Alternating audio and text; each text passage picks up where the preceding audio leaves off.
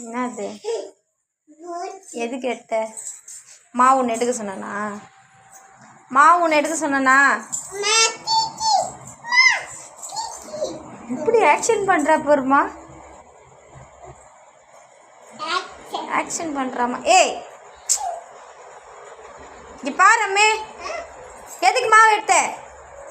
நான் சாப்பிட சொன்னா? சிரிக்காத.